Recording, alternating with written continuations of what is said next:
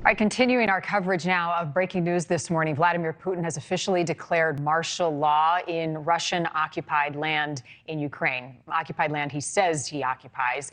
These regions on your screen are the territories Russia claims to have annexed this month. In the southern port city of Kherson, evacuations are already underway, and you can also see people lining up in boats trying to get out. A Russian official warned civilians on Telegram, quote, "In the very near future, the battle for Kherson will begin. Russia has partially occupied that city since March, but Ukrainian forces are now advancing." Russia's military commander in Ukraine told state media that the situation is tense, to say the least. The White House and Western allies also accusing Iran of providing Russia with military drones being used against civilians. The U.S., Britain, and France are planning to discuss this issue during a closed-door UN Security Council meeting that is expected to happen later today. Let's dive into this with our next guest, national security and political analyst Paul Rieckhoff. He's a former U.S. Army infantry officer, veterans advocate, author, and also the host of the podcast Independent Americans. Paul, always great to have you on. So this news that martial law has now been imposed in these four annexed regions of Ukraine. Russia does not control these areas by any means globally from other world leaders. What does this mean? How does this play out? I think it means that Putin's continuing to do dangerous, reckless, and deadly things that really are influencing the battlefield in ways we haven't seen before. But the bottom line here is you can't declare martial law in an area you don't control, that you've illegally annexed and that belongs to another country. You don't get squatters' rights in global politics. You can't just sit down there and say, this is mine now, and I'm going to declare martial law. The Ukrainians get a vote here, and we're shaping up to see the next major battle of this conflict in Kherson.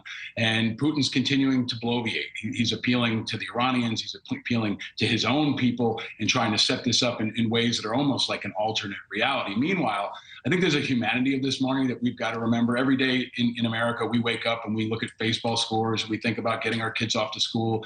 The Ukrainians get missile attacks. They get drone attacks. Every morning, their civilians and their children continue to be pummeled. Today, again, 5 attacks as we wake up in the United States. Thankfully, their air defense are defending them. But I think it's important for us to understand the humanity. Think about what it would be like for us if Osama bin Laden hit us every day, multiple times a day. That's what the Ukrainians are dealing with, and the humanity of that can't be lost in the midst of all these headlines. Right. Will we live through the day is the question that they wake up to every single day. Paul, you're absolutely right.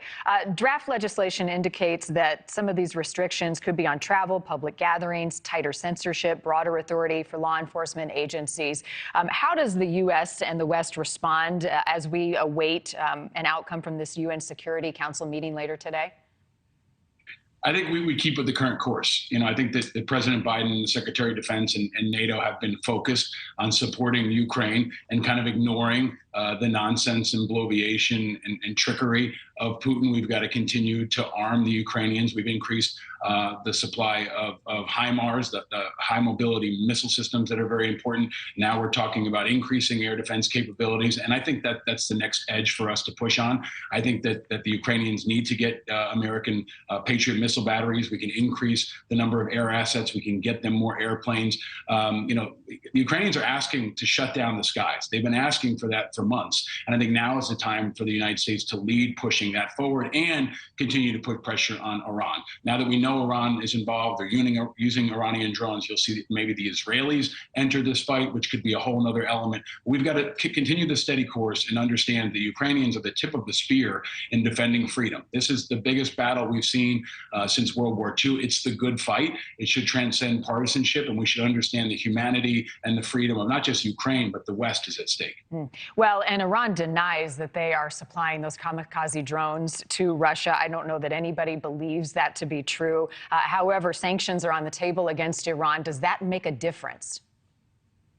I think anything makes a difference right now, and we've got to pour it on. I mean, Iran denied supplying weapons when I was getting blown up in Iraq, too. I mean, this is the standard line from Iran, but you see this alignment between Iran and Russia that is becoming deeper and I think becoming more desperate, and it may be part of this showdown that we face down the line. We've also got to remember, China's watching this whole thing and saber-rattling a bit around Taiwan. So it's a very dangerous time in the world. We need the unity of NATO. We need the unity of the American people. This is one issue that many voters voters are probably not thinking about this fall, but they should be. We need leaders who are steady, who are calm, and I think also more leaders with national security experience. We need folks not just in the White House and Department of Defense, but in Congress who understand these issues, who've had their own boots on the ground, who've had their own kids' lives in jeopardy, and that's an important part of making sure America has strong, firm, and thoughtful leadership. I'm glad you brought that up, Paul, because you call it the good fight. And an Axios article I was reading this morning pointing out Kevin McCarthy's recent comments to Punchbowl News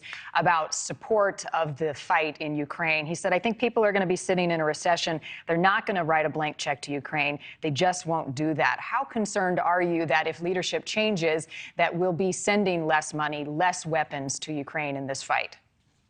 Very concerned. But I think Kevin McCarthy is out of touch with the American people. We've seen that the American people continue to support the fight in Ukraine. They understand the urgency.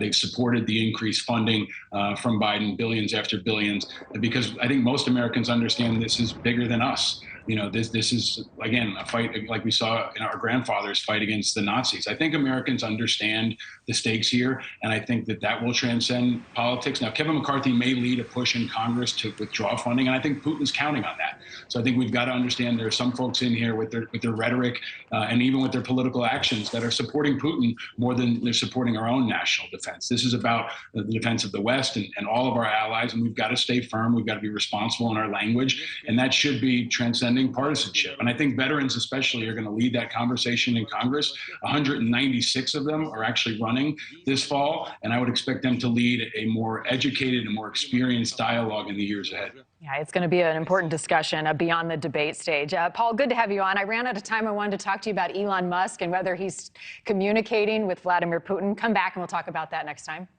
You got it, Marnie. Thank you. All right. Coming up, how much you might have to spend on Halloween.